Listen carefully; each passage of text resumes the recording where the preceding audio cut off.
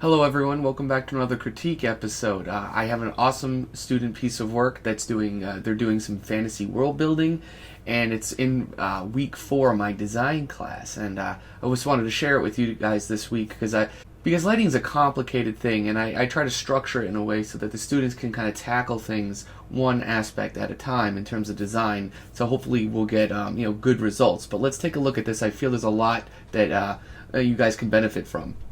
Alright, so we have this awesome scene where the student's building a village using the form language of some stapler. You can see the buildings behind there on the left, and we're basically trying to design the lighting. So the previous week, we would design just the scene, do a drawing of it. So we designed that, and then this week we're designing the lighting. So we're breaking them up into the 3 to 4 major keys. This person tried to do 4 different ones. And how I try to approach this when I'm showing the students is think of what kind of emotion or mood you want to elicit from the viewer, or what you want the viewer to feel. So this person, has foggy, they have serious, scary, and intense. So some of the first issues that I see with the design of the lighting in this piece, it isn't necessarily a technique or a structural thing, but it comes from that wordplay that we have, that we want the viewer to feel.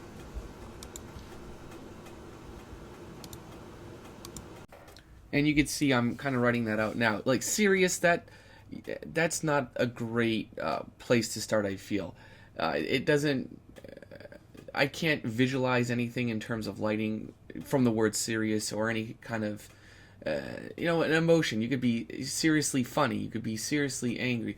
So that I feel that it's the word choice there, in combination with the mid key, that really throws that first one off. So what I recommend doing, even is going to get a list of emotions like you see here on Google. Look at these basic ones and see how you can assign them even to different comps, and then therefore you can come up with different lighting scenarios. If you're just experimenting with lighting, if you're just practicing, if you're not going for something specific, and you are exploring multiple paths or options. So this one's easy enough. It's low key and it's scary. Low key often goes hand in hand with scary because it's dark, right? We fear the unknown. So I'm just kind of fixing this one up first here, and I want to get that background to read against that sky.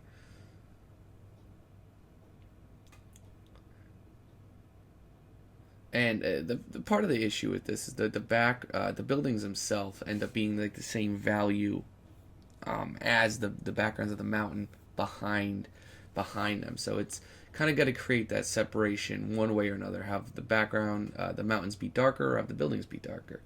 And then firstly, the other thing I thought was missing was some kind of light source coming from these buildings. We have like a great lighthouse in there, and we have a beacon of sorts, and there's also, I think, atmospherics, like the fog and that sort of misty harbor feeling, I think would go really well. I mean, I'm going a little too light with them, admittedly, but I feel it adds to that emotion, and that's why I recommend for students or anybody, if you're trying to like design lighting in a scene, think of that emotion first and foremost. That should be the priority. And if you design a scene first and then figure out the lighting afterwards, right? You're breaking down a complex task into something more manageable, right? You're doing things one step at a time. Eventually, with enough experience, you could probably design multiple things at the same time. Like, yeah, I'm going to design a scene with the lighting and go for this type of feeling or mood. But I do feel that does take a bit of practice, even for a seasoned veteran to really get right really well. So this high key scene, again, it was high key in execution. It didn't feel overly foggy. With something foggy, I feel like we could play up the volumetricness of this lighting. We want to feel that light kind of coming through that thick fog and that thick atmosphere. And so that's what I'm going to try to fix first, after I separate some of these edges here. So I'm kind of going to scale everything down a little bit darker first, and then kind of glaze the lighting back into the scene. And that's what will give it that volumetric look. So you go a little bit darker.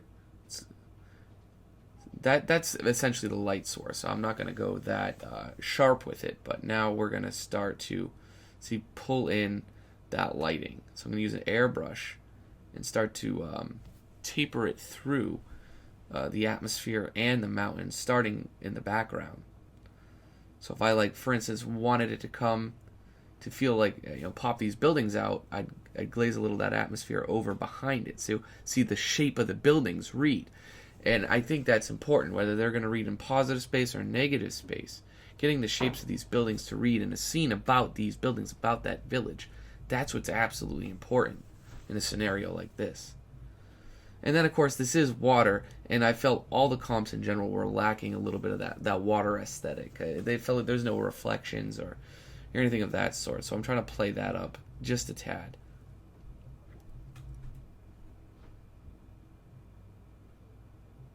See, I feel like this is further back. This is an opportunity against this cliff. We could push everything back. If it is foggy too, right? Get some extra fog in there. Create some separations. Now, see, that gets a little too light because I didn't realize it at the time. My brush setting was on overlay.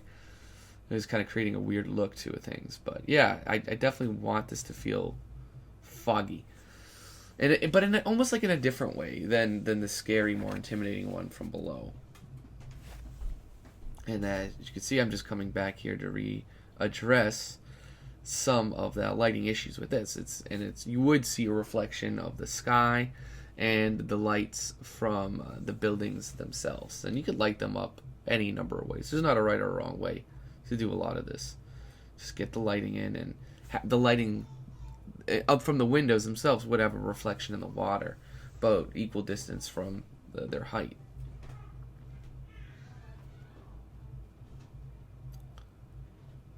So the thing about Sirius is, I'm not going to play that up. We're going to play with an emotion, and we're going to start to talk about this other part of lighting that hasn't been addressed in any of these comps, and that's whether these scenes are ambient lighting or they're direct lighting, so direct or indirect. That's a huge decision I feel you should be making before you even design the lighting in a scene. One of the three important questions. So with this, we're going to go with direct lighting, since the other ones more or less are a bit more ambient. So we're going to have a strong light source rather than an ambient light source coming from the left, which I have the opposite in the high key scene. So you would see, and in this scenario, a huge cast shadow coming from that mountain or that cliff on the left. And that's why you don't see it from the one on the right, the high key scene, because it is ambient lighting. You won't have such a long dramatic shadow like this. So making these, very bold decisions, at the start of your comps, you can really help establish all these parameters, and you'll know kind of what sort of things you need to do in a scene once you're aware of them. I mean, it's one thing if you just completely don't even know that it's a thing or that it's something you should be mindful of, but once it's in your circuits, it's great planning tools. So I was trying to illustrate to the student here, like, the light could even pick up the curves and the very edges of all, the cliff here on the right. It would pick up, again, on one of the surfaces or the planes from these buildings, and that's what these buildings are lacking, is that attention to lighting. Like, lighting is not hitting or affecting them at all. But the second we make one side or one edge lighter and stick the other side in the shadow, right, it makes all the world of difference. So is this something that any of you out there are struggling with? Let me know. And maybe in a different video or another one, I can help break this sort of thing down again. But like, if it's lighting that you're generally getting stuck on, or if your images look very flat, I recommend just draw your scene out first, very linearly, like with a drawing, and then basically make a few different comps like so, and try experimenting with lighting over it. But when you're experimenting with lighting, be kind of very direct with it in terms of like your description. Like, I know I'm going to go for this sort of lighting. It's going to be a dark scene. It's going to, it's supposed to be ominous, or I'm going to do a bright and happy scene. Like, know what you're going for with your lighting, and that will help every decision you make down the line in regards to your lighting. So again, right here, I'm just knocking some of these values into check, and I wanted to show that you could even in this one here darken that background. See, there's this. I would almost assume a false belief that just because of atmospheric perspective, everything in the foreground gets darker, everything gets lighter in the background. But that's not true at all. You can have a dark atmospheric sky with like this sliver of light coming in to illuminate things in the midground or things in the foreground. You could have the light itself coming from the midground, illuminating what's in the front of us, and as it's a difficult lighting scenario to pull off, but it's definitely manageable.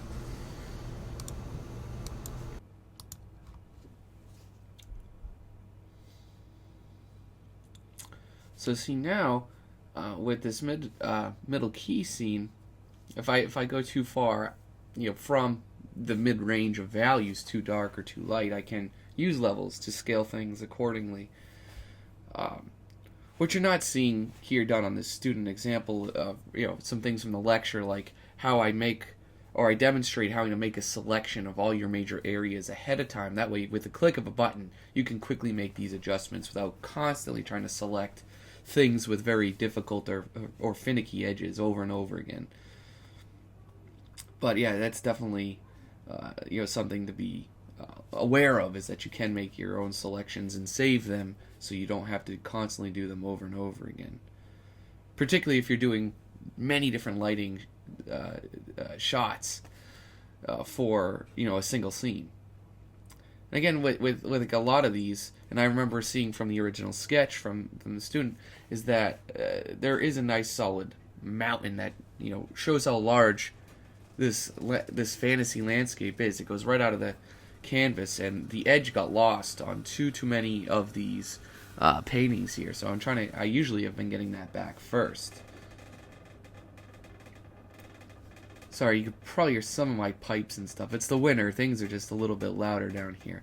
Now, this is the other thing I want to address, and it's kind of almost been like the elephant in the room up to this point, and it's something I mentioned a few episodes back, a little while ago, is that all these objects and materials in a scene have a local value, and with that comes a certain structure to the individual objects within a scene.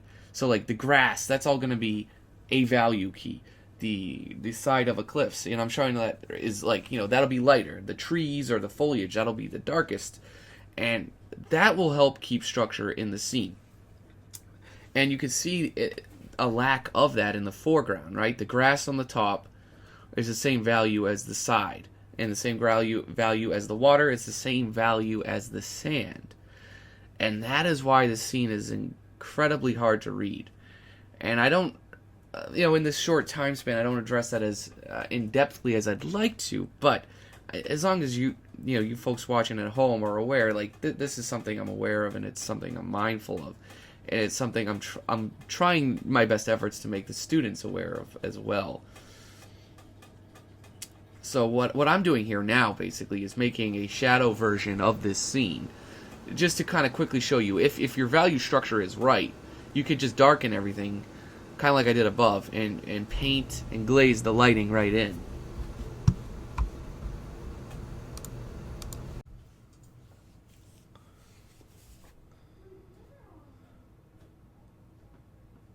So see, as I am masking in this lighter version, or this lighter value of the water, it's giving off that same effect that you could see in the middle key that I did up above, where you have a very firm, direct cast shadow from that. But since this is an overhead lighting, kind of afternoon lighting, you would just see a shadow underneath it, and not necessarily something long and cast.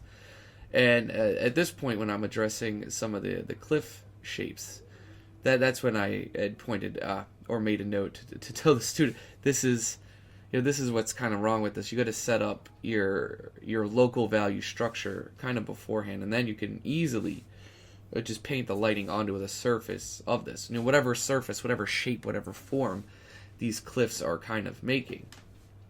Get a little reference on those so you can kind of have an idea of how you want to accentuate some of these edges from this lighting.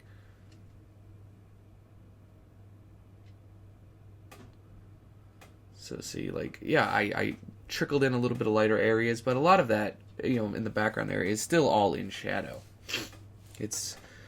But every little bit of paint that I'm putting here now is just showing that these parts are firmly sticking out in the light part of the scene.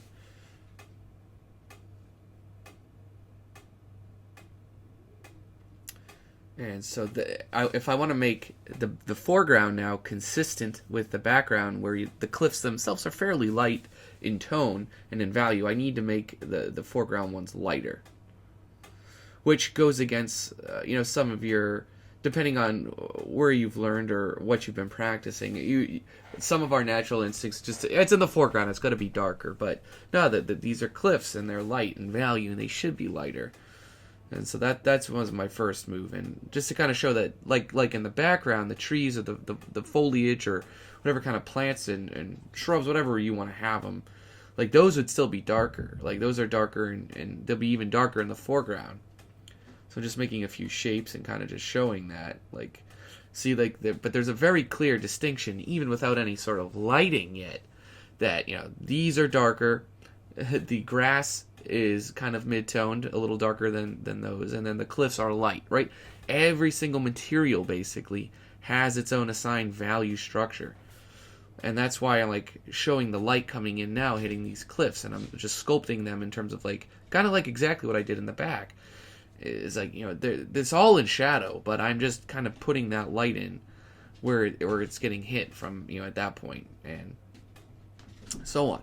And like the other problem with the sand is it changes temperature, it changes value, because if it's it's totally different whether it's submerged under the water or if it's wet sand versus dry light sand, and that's why there's a little bit of gradient to that.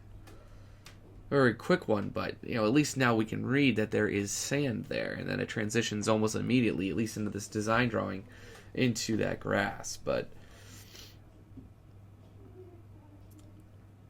that is one way of kind of fixing some of the lighting situation going on with this, and that's addressing the local color, the local value in all the different aspects of the scene. Now, even though with all these things fixing, it's still not reading admittedly like you'd want it to. It's the drawings there, it can work, but with the value structure that we currently have in there, it's still just not.